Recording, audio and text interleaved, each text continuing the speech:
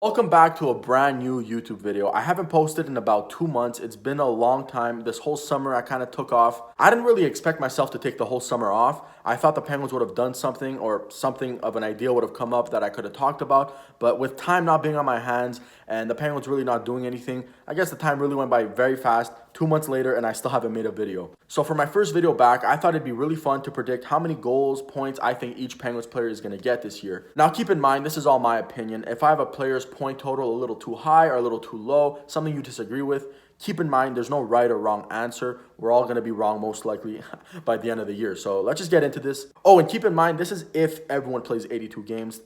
It's just easier that way. I'm not going to start taking into account injuries because we don't know what's going to happen. The guy I have leading the Penguins in points this year, no surprise, the captain himself again, Sidney Crosby. I have Crosby getting 88 points, 33 goals. A lot of you may think this is too low for Crosby. Again, even me for a second, I thought it was a bit too low. But keep in mind, he's getting a little older. I don't think he's going to decline, but his 100-point season he got last year, that was very nice. I don't think he does it again. I still think he's going to go over point per game with 88 points, but I don't think he's going to go triple digits again. He might even go in the 90s. I wouldn't be surprised. And I think Crosby's defensive game is going to be even better this year. After coming 4th place last year in Selke Trophy voting, that's the highest he's ever gone. I think that he's going to use that as motivation to hopefully get in the top 3 and get nominated. Now for my second place in points, I have Evgeny Malkin with 85 points, 36 goals. Although Malkin was over point per game last year, I think we can all agree that he wasn't the same as always last year.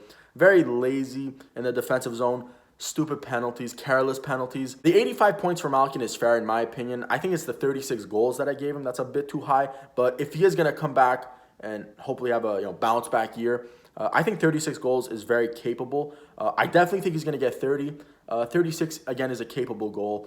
He's done it before. And again, I think if Malkin really wants to, he can get 40 if he wants. So third in points for the Penguins, I have Jake Guentzel with 83 points, 34 goals. I think a lot of you may disagree with the 34 goals I gave Guentzel, getting 6 less than what he got last year. The logic is, hey, he got 40 last year. He's going to get #1 power play time, so he should get more than 40. I thought of that too, but I think just 40 goals is so good for Jake Guentzel, and he got most of them 5-on-5. Here's my point of view, right? I don't see Jake Guentzel getting over 35 5-on-5 goals again this year. I think he'll get high 20s, maybe 30 5-on-5 goals. But he'll get more power play goals, which is where I got the 34 goal total, which is still very good, don't get me wrong. So yes, I've given Jake Guentzel less goals for this year, but I've upped his point total. I think he's going to get 83 points over the 76 he got last year. Being on that #1 power play line, I think he's going to get more assists in general. Next up, I got Chris Letang finishing with 60 points, 15 goals. I think the 60 points for Chris Letang is very doable. He got 56 last year in 65 games. So if he plays all his 82 games, he can easily get 70, 75 points. So I think he can definitely get 60. Next up, I got Alex Galchenyuk with 58 points, 24 goals. Now, this one is very, I guess you could say, controversial in a way. A lot of you may think that's too much. A lot of you may think that's too little. From what I've read, some people think he's going to get 30, 35 goals, 70 points. I try to be as realistic as possible. I do think he could get 70 points. It's a possibility if he's going to play with either Crosby or Malkin. But at the same time, I'm trying to be as realistic as possible. Galchenyuk's career high in points is 56, so him getting 58 is very reasonable. I think he can get more, but again, I'm trying to keep it realistic.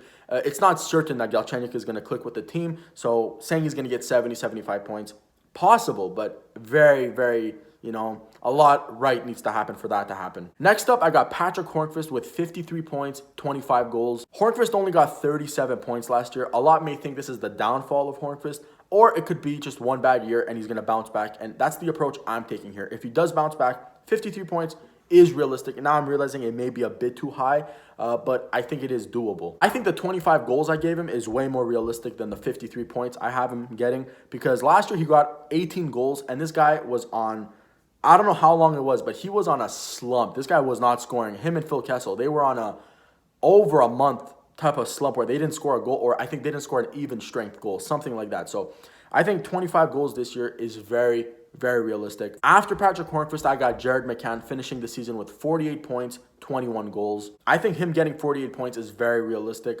He could get more again, but I took the same approach with Galchenyuk. We haven't seen him in a full year with the Penguins. Yes, last year he was really good, but that was at the end of the year. We don't know how he's going to come starting the year out. If he's like how he finished last year, he can get 60 points, but we don't know that, which is why I'm giving him 48 and 21 goals. That too, he could get more. He got 19 last year, so I think 2 more for this year is a very, very, very possible goal. He may even get 25. Then I've got Justin Schultz with 45 points, 13 goals. I think Schultz is a bit of a weird one.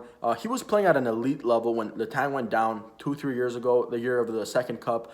He got 51 points. That's great numbers right there. The following year, he got only 27 points, though. Last year, it looked like he was on pace to getting the 51-point season again, but he gets injured for majority of the year. Playing in 29 games last year, he got 15 points. So you would assume if he played all 82, he would get closer to 50, maybe even 60 again. So I'm going with that logic, giving him 45 points this year. Then I have the newest addition, Dominic Cahoon, getting 42 points, 17 goals. I think 42 points is very, very realistic. He was a rookie last year and he got 37 points on a mediocre Chicago Blackhawks team. He got 13 goals last year. I have him getting 17, just under the 20 goal mark. I think with a guy like Malkin or Crosby, he's going to get more shots, and obviously that's going to result into more goals. Next up, I've got Brian Rust. I have him getting 41 points, 20 goals on the season. Brian Rust had 18 goals last year, and I don't know if you remember, but he had the worst luck from October to December. Around December-ish, the new year 2019, he was scoring goals. He was the Rust that we know and love.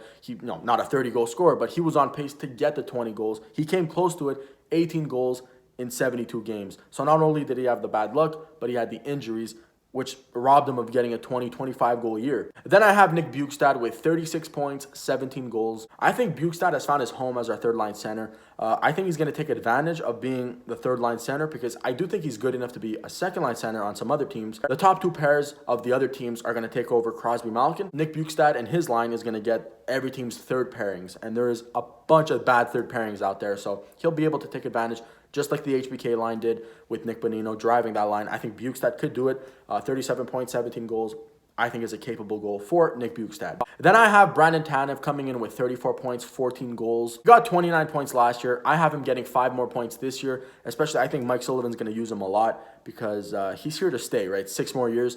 So I think he's not going to be just a scratch or a fourth line player. I think he's going to be used in the top 9 role. So 36 points. If he got 29 last year, very realistic. And I'm giving him the same type of goal total. He got 14 last year. I'm giving him 14 again. I don't think we can really argue against that. If he did it last year, why can't he do it this year? Next up, I have Zach Aston Reese getting 33 points, 14 goals. Now, Zach Aston Reese is a bit of a weird one because, like I said in the beginning of the video, this is if they all play 82 games. Will Czar play 82 games? I don't know. But if he does, I think these are realistic point totals for him. He could have gotten this last year, but in my opinion, he was set back with his Tom Wilson hit in the playoffs 2 years ago. That's why I think this training camp is going to be the most important for Zach Aston Reese because not only does he have to prove that he belongs in the lineup, he needs to prove that he can play a top 9, top 6 role because before the Tom Wilson hit, he was on a line with Sidney Crosby and Jake Gensel. And he wasn't no passenger on that line either. He was bringing positives to that first line. So if he does play all 82 games, I think 33 points is realistic for him. Then we have everyone's favorite. I got Dominic Simon, 30 points, 13 goals. Now, I get why a lot of people hate on Dominic Simon, mainly because of Mike Sullivan for putting him on the top line with Sidney Crosby. But you got to keep in mind, first of all, Crosby likes to play with Simon. I would think Crosby has a say with who he wants to play with. So maybe it's a bit of Crosby's decision and Sullivan. But I get why you would hate Simon for that. But to call him bad or the worst Penguin is kind of ridiculous because this guy is a solid third-line player. The next guy I have is Marcus Pettersson. If he starts the season, he's still an RFA, unsigned. But if he does and he plays all 82 games, I have him here getting 29 points, 5 goals. Seems kind of high, but at the same time, he got 25 points last year. And he's going to get older and better this year. And plus he's going to be passing he's really good at passing the puck, finding that breakout pass. So I think he's going to get a bunch of assists, which is why I say he's going to get around 4 or 5 goals. The rest are going to be assists. Next up, Brian Dumoulin, 27 points, 4 goals. The reason why I have it that high for Dumoulin, he's going to be playing the second most minutes behind Chris Letang every game. He's just going to be passing the puck up. He does everything well. He's just going to get a bunch of assists. 3-4 goals is what I have him getting. Next up, I have Teddy Bluger, who hopefully finally starts the season as the fourth-line center. And if he does, I got him getting 26 points, 13 goals. He got 6 goals, 10 points in 28 games last year. So in a full year as a fourth-line center, killing penalties too, maybe getting some second power play time, I think 26 points, very realistic. 13 goals, that's a bit high. But if he got 6 goals in 28 games last year, I think 13 is a possibility for Teddy Bluger. Then I have Eric Goodbranson with 11 points, 3 goals, and then Jack Johnson with 10 points, 2 goals. Jack Johnson got 1 goal last year. He's going to double his amount. I have confidence in Jack Johnson. He's going to get 2 goals this year, a solid 2 goals. And he's going to continue hurting that blue line with that terrible contract and that terrible play. Damn, I'm just hating on Jack Johnson. Sorry, Jack, but don't blame you. Blame Jim Rutherford for the terrible contract. But yeah, I'm never gonna stop mentioning it until it's over with Jack Johnson, which hopefully is soon, because we still need to sign Marcus Pettersson and we don't have any cap. So somebody here is gonna get traded. That's what I said on my last video, and nothing has happened since then. So we're still waiting for that. And that's a wrap on my first video back in about 2 months. We're back with the videos though, where I'm not going to take another 2-month break. I'm going to start regularly with the videos. Hockey season's right around the corner.